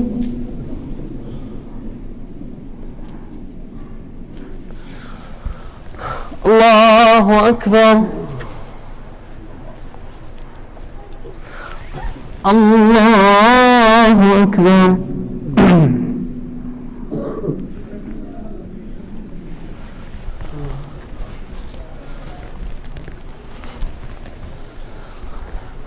الله أكبر الحمد لله رب العالمين الرحمن الرحيم مالك يوم الدين إياك نعبد وإياك نستعين اهدنا الصراط المستقيم صراط الذين أنعمت عليهم غير المغضوب عليهم ولا الضالين آمين بسم الله الرحمن الرحيم ألف لام را تلك آيات الكتاب المبين إنا أنزلناه قرآنا عربيا لعلكم تعقلون نحن نقص عليك أحسن القصص بما أوحينا إليك هذا القرآن وإن كنت من قبله لمن الغافلين إذ قال يوسف لأبيه يا أبت إني رأيت 11 كوكبا والشمس والقمر رأيتهم ساجدين قال يا بني لا تقصص رؤياك على إخوتك فيكيدوا لك كيدا إن الشيطان للإنسان عدو مبين وكذلك يجتبيك ربك ويعلمك من تأويل الأحاديث ويتم نعمته عليك وعلى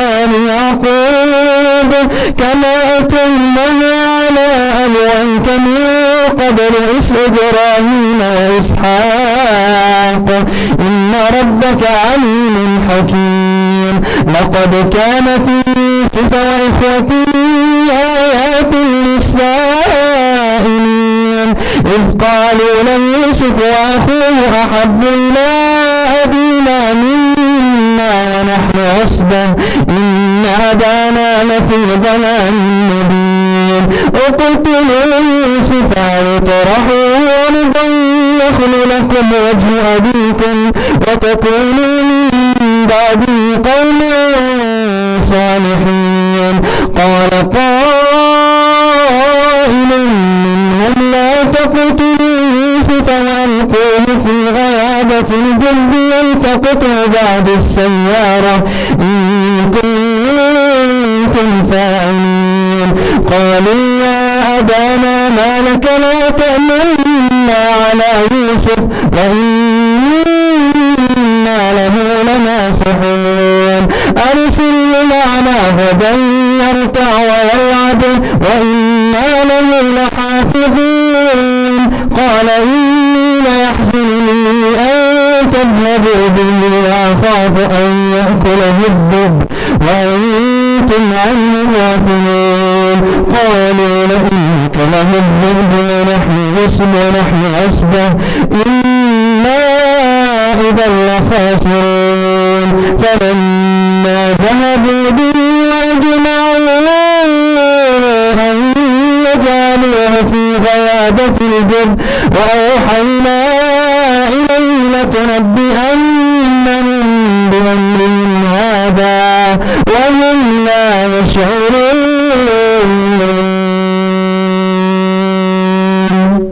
الله أكبر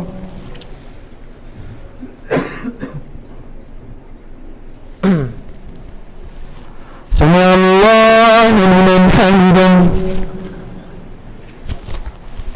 الله أكبر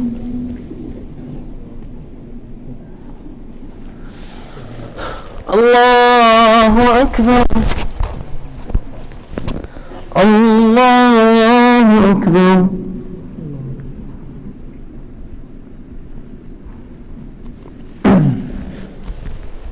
الله أكبر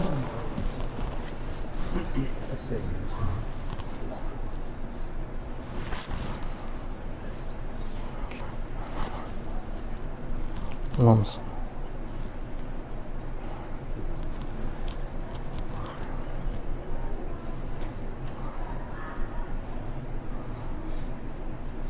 السلام عليكم ورحمة الله السلام عليكم ورحمة الله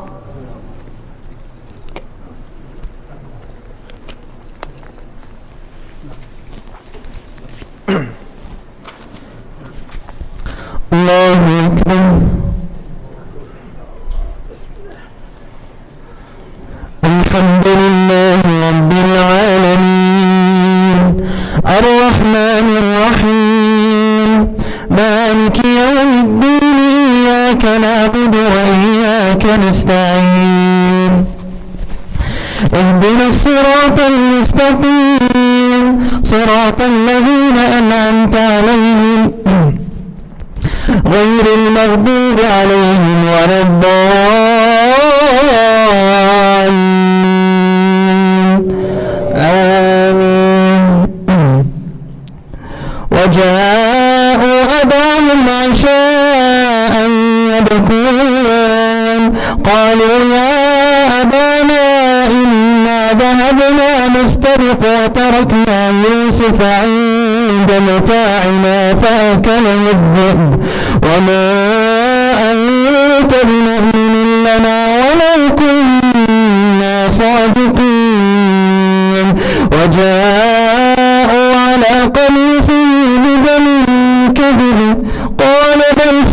قالت لكم أنفسكم أمرا فصبر جميل والله المستعان على ما تصفون.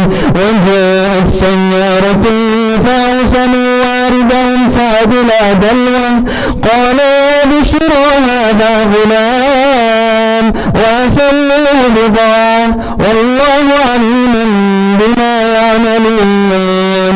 وشروا بثمن بخس دراهم معدودة وكانوا فيه الزاهدين. وقال الذي اشتراه من مصر لامرأته أكرمي مثواه عسى أن ينفعنا أو نتخذه ولدا وكذلك مكنا ليوسف في الأرض ولنعلمه من تأويل الأحاديث والله غالب على أمره ولكن أكثر الناس لا يعلمون. ولما بلغ أشده آتيناه حكما وعلما وكذلك نجزي المحسنين. وراودته التي هو في بيتها عن نفسه وغلقت الأبواب وقالت هيت لك قال معاذ الله إنه ربي أحسن مثواي إنه لا يفلح الظالمون. ولقد همت به وهم به لولا رأى برهان ربه كذلك لنصرف عنه السوء والفحشاء إنه من عبادنا المخلصين.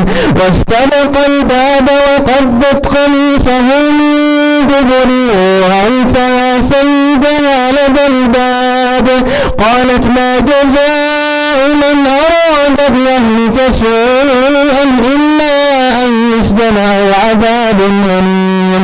قال هي راودتني عن نفسي وشهد شاهد من أهلها إن كان قميصه قد من قبل فصدقت وهو من الكاذبين وإن كان قميصه قد من دبر فكذبت وهو من الصادقين.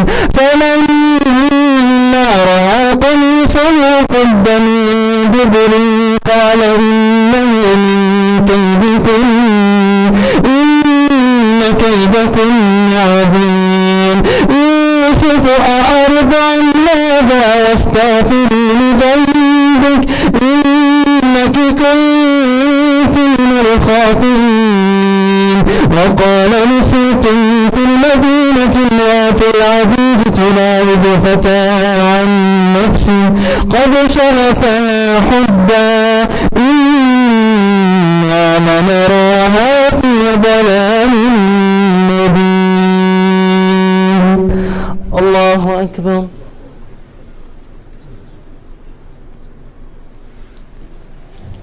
سمع الله لمن حمده.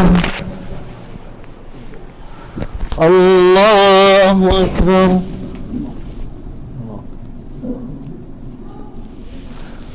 الله أكبر. الله أكبر.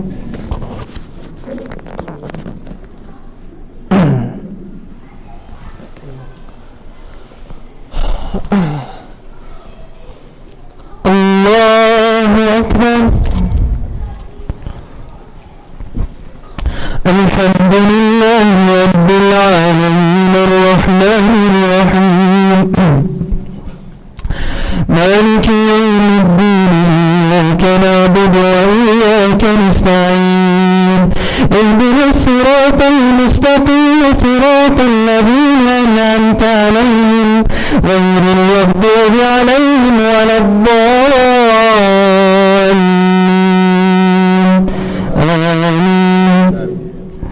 فلما سمعت بمكرهن أرسلت إليهن وأعتدت لهن متكئا وآتت كل واحدة طائفة منهم سكينا وقالت اخرج عليهم فلما رأينه أكبرنه وقطعن أيديهن وقلن حاش لله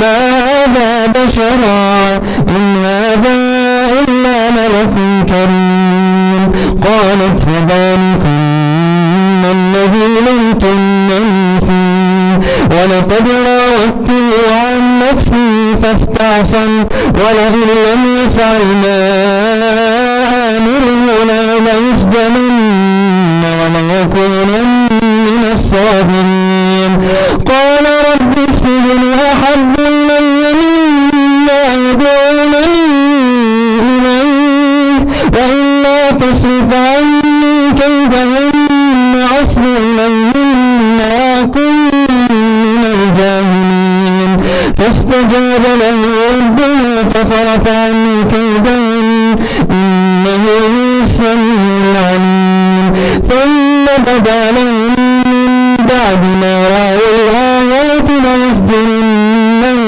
حتى حين ودخل معه السجن فتيان قال أحدهما إني أراني أعصر خمرا وقال الآخر إني أراني أحمل فوق رأسي خبزا تأكل الطير منه نبئنا بتأويله إنا نراك من المحسنين قال لا يأتيكما طعام ترزقانه إلا نبأتكما بتأويله قبل أن يأتيكما ذلكما مما علمني ربي إني تركت ملة قوم لا يؤمنون بالله وهم بالآخرة هم كافرون واتبعت ملة آبائي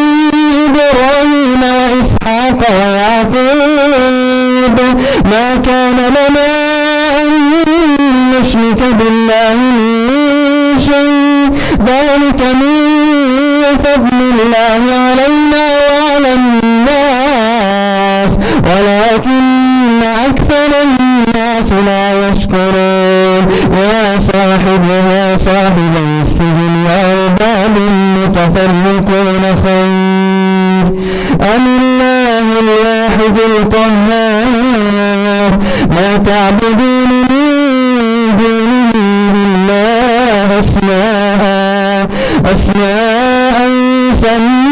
سميتموها أنتم وآباؤكم ما أنزل الله بها من سلطان إن الحكم إلا لله أمر ألا تعبدوا إلا إياه ذلك الدين القيم ولكن أكثر الناس لا يعلمون الله أكبر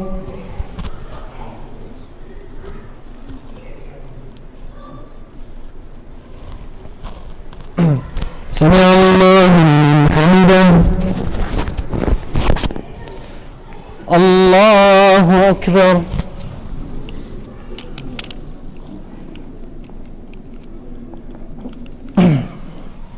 الله أكبر الله أكبر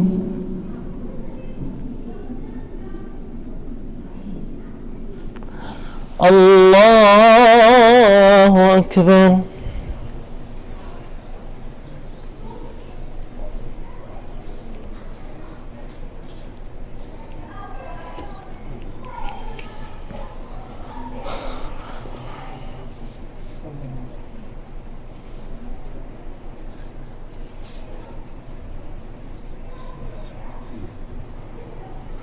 السلام عليكم ورحمة الله.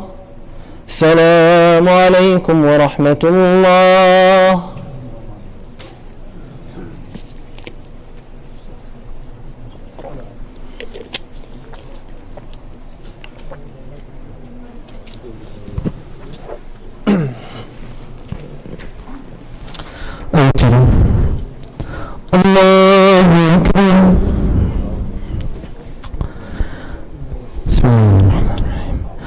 الحمد لله رب العالمين الرحمن الرحيم مالك يوم الدين إياك نعبد وإياك نستعين اهدنا الصراط المستقيم صراط الذين أنعمت عليهم غير المغضوب عليهم ولا الضالين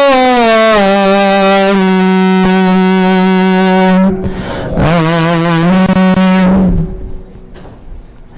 إنا أعطيناك الكوثر فصل لربك وانحر إن شانئك هو الأبتر الله أكبر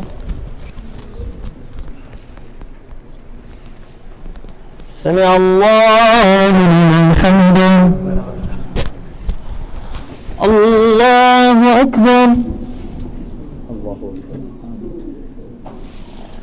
الله أكبر الله أكبر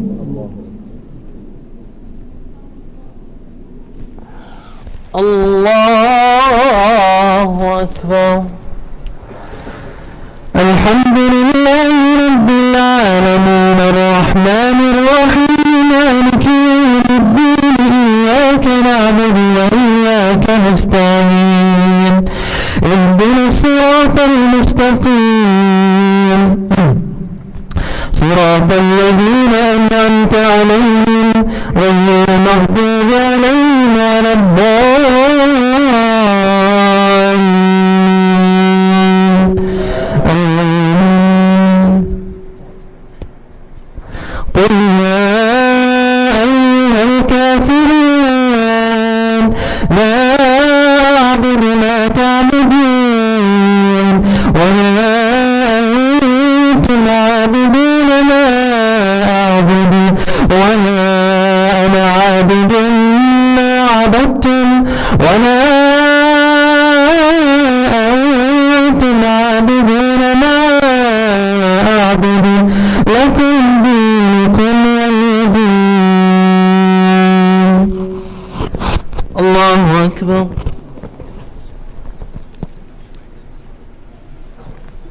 سمع الله لمن حمده الله أكبر الله أكبر الله أكبر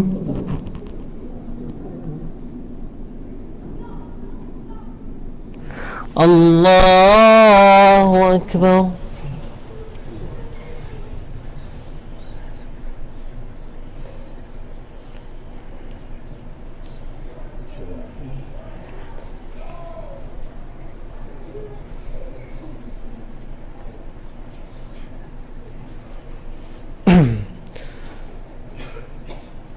السلام عليكم ورحمة الله السلام عليكم ورحمة الله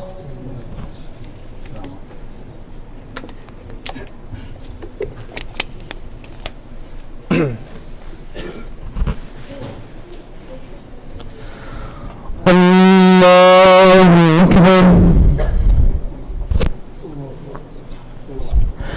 الحمد لله رب العالمين الرحمن الرحيم مالك يوم الدين إياك نعبد وإياك نستعين اهدنا الصراط المستقيم صراط الذين أنعمت عليهم غير المغضوب عليهم ولا الضالين آمين قل هو الله أحد الله الصمد لم يلد ولم يولد ولم يكن له كفوا أحد الله أكبر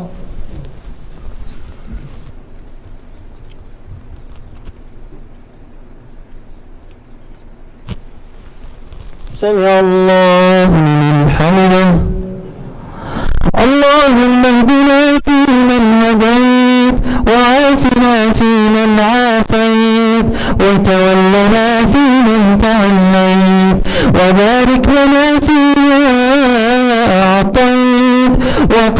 واصرف عنا شر ما قضيت سبحانك تقضي ولا يقضى عليك إنه لا يذل من واليت ولا يعز من عاديت تباركت ربنا وتعاليت اللهم اقسم لنا من خشيتك ما تحول به بيننا وبين معصيتك ومن طاعتك ما تبلغنا به جنتك ومن اليقين ما تهون به علينا مصائب الدنيا ومتعنا اللهم بأسماعنا وأبصارنا وقواتنا أبدا ما أحييتنا واجعله الوارث منا واجعل ثأرنا على من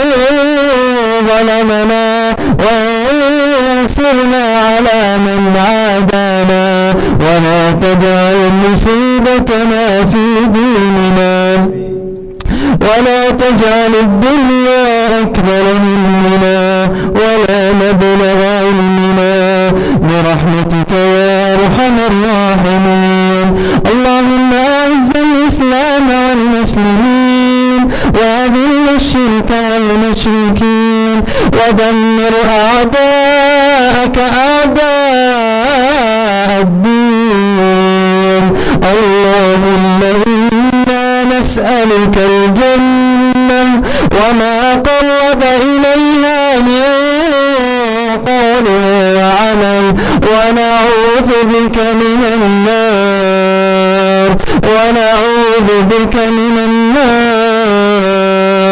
وما قرب إليها من قول وعمل اللهم اعتق رقابنا من النار اللهم اعتق رقابنا من النار اللهم اعتق رقابنا ورقاب المسلمين من النار اللهم إنك عفو تحب العفو فاعف عنا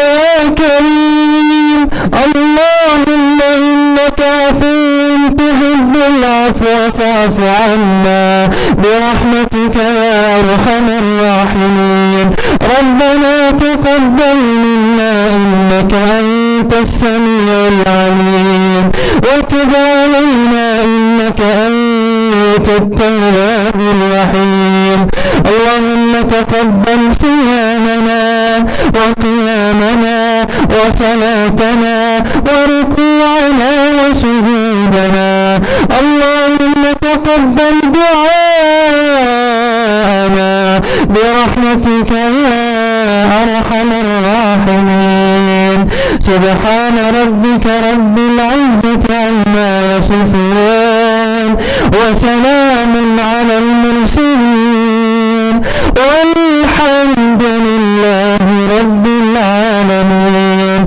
وصل اللهم وسلم وبارك على نبينا محمد وعلى آله وصحبه أجمعين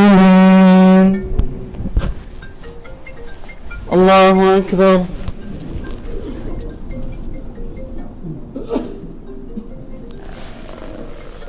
الله أكبر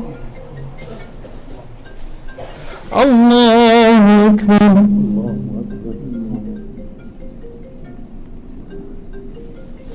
الله أكبر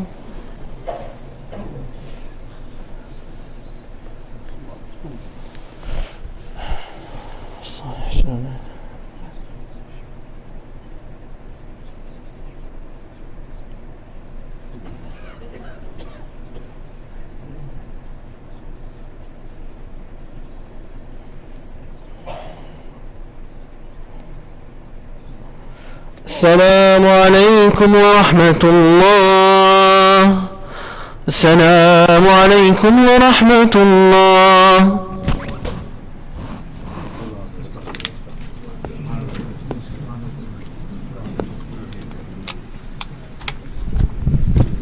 Assalamu alaikum. Before everybody goes, just one quick announcement. The kids, young kids, are still running in the masjid making noise, and one of the kids even hit the sandal to babysitter. This is not acceptable. Mother and father, you know who your kids are. When you come with them, please make sure you keep with yourself. If not, eventually we will start getting the names from the babysitter who the kids belong to. So please respect the musalla, respect the people who pray, and please make sure that your kids behave. Jazakallah khair. Assalamu alaikum wa rahmatullahi wa barakatuh.